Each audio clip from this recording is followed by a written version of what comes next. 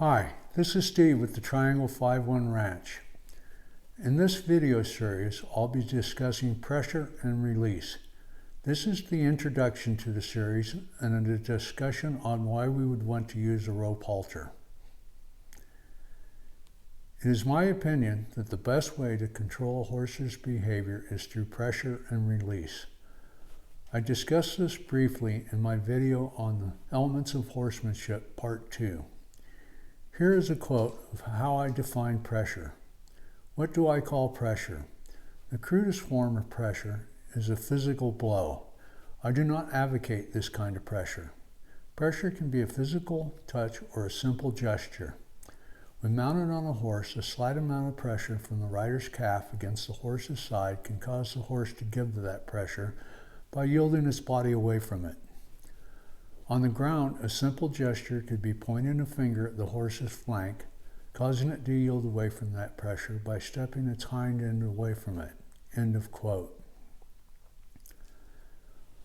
Another way to look at this is with the concept of make the right thing easy and the wrong thing difficult.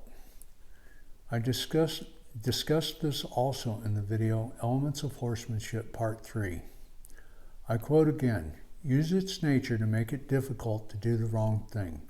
Notice that I said difficult, not hard. If you make it hard, it becomes a battle. And if this battle makes the horse feel threatened, it will do what it feels it needs to do to survive. When I speak of survival, I'm talking about not only physical survival, but also mental and spiritual survival. Sometimes it's hard to remember that a horse needs to survive in all three aspects of its nature. End of quote. In this series, I would like to discuss the pros and cons of different ways of causing this pressure or what is difficult to the horse. We could get into a lot of moral and ethical discussions here, so I'm going to assume that the viewer already agrees that we humans can own and train animals. This training is solely to either perform a task that is profitable to us or bring us pleasure. Example of tasks that are profitable to us are ranch tasks such as herding or roping cattle. Tasks that bring us pleasure could be trail riding or jumping.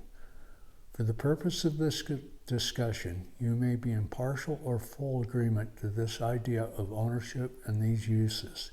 You are the people I'm talking to. There are a good many ways of applying pressure to a horse.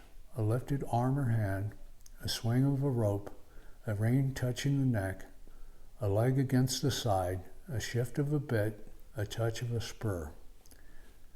A lifted arm or hand signals the animal you want a specific yield. The first time you make this gesture, the animal may not even notice. To get the horse to notice and to yield, you must apply more pressure. How to apply and how much pressure is what is concern to a lot of horsemen. Another concern is what tools, if any, to use to apply this pressure. The ways we apply pressure are referred to as aids. Aids are divided into two categories. There are natural aids such as the hands, legs, body position and weight, and sound. Then there are the artificial aids that include bits and hackamores, spurs, ropes and halters, reins, and various types of whips. I stated earlier that the first time you apply this pressure, usually it's just a simple gesture or touch. The horse may not even notice. If this is the case, the horseman must apply more pressure. You only want to apply enough pressure to get the horse to respond. The first time with a new yield, the horse will try to escape the pressure. As soon as the horse makes anything close to the correct movement, pressure should be released. You should always strive to use the minimum amount of pressure to get the correct response. If the horse never gets released or the pressure is always too much, then the horse will begin to defend itself. How it defends itself depends on the type of pressure, how much pressure is applied, and the horse itself. If you apply pressure and the horse does not respond, I don't mean yield or escape, I mean no response whatsoever, then that is the horse putting pressure back on you. Then you have to increase the pressure until you get a response. Then continue that pressure until you get a yield or escape that resembles the response you were looking for. You should accept the slightest try.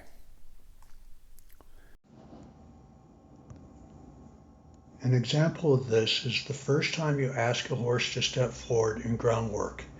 You would make the gesture. For me, it's raising my hand with the lead rope in it in the direction I want the horse to move. Of course, since this is the first time we have done this, the horse does not know what I want. I will usually start swinging the rope towards the horse's back end, trying to get it to step forward in the direction I'm asking. In the example in the clip, I swing the rope at Ember's shoulder to get her to not only step forward, but to turn in the direction I'm asking and then step forward. After an instance of this, I will increase the pressure by popping the rope against the top of my boot, making an aggressive sound. If the horse still does not move, I will actually pop the horse with the tail of the rope against the hind end. The horse pushed back with so much pressure that it caused itself pain.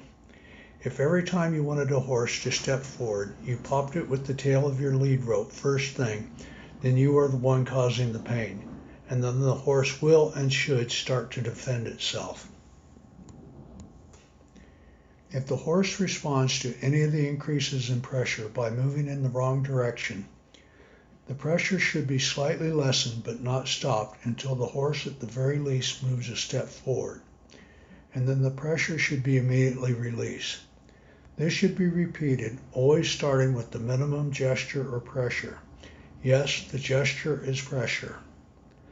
The tail of the rope slapping the horse was an artificial aid. The hand gesture was the natural aid. You should always strive to first get the horse to respond to the minimum natural aid before increasing the pressure with an artificial aid.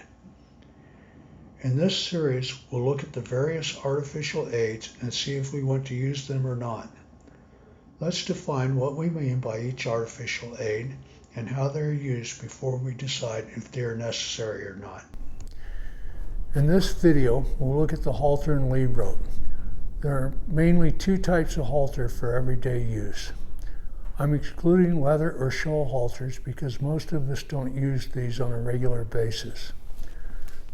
There is the web halter and the rope halter. 30 years ago in the region I live in, you hardly ever saw rope halters. By far the majority of halters were the web halters. Now it is almost always rope halters. The web halters were heavier but less severe. That's because the pressure was distributed over a wider area. When some people did groundwork with web halters, they would run a chain through the rings at the side and over the horse's nose and connect that to the halter rope so they could add more severe pressure. You would also see them run a chain through the rings and under the top lip for the same reason. It's been years since I've seen anyone do this.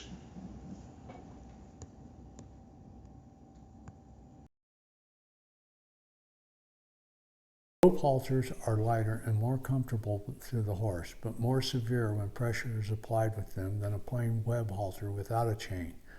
That's because with the knots in the smaller area of distribution, there is more pressure felt by the horse. I've never witnessed someone use a chain with these types of halters, but it wouldn't surprise me if someone along the way has. Because it is lighter and more comfortable, when the release is given, the horse feels it quicker and has more pressure released. If a web halter is used with a chain, the horse never quite gets the release. It always feels that chain. That concludes my discussion for this week. I've laid the groundwork, yes, groundwork, for further discussions on pressure and release. If you find these videos helpful, please like and subscribe and click the notification bell. Leave a comment if you want to add something or have a question or correction.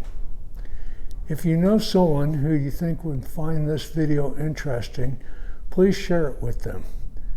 Thank you for watching.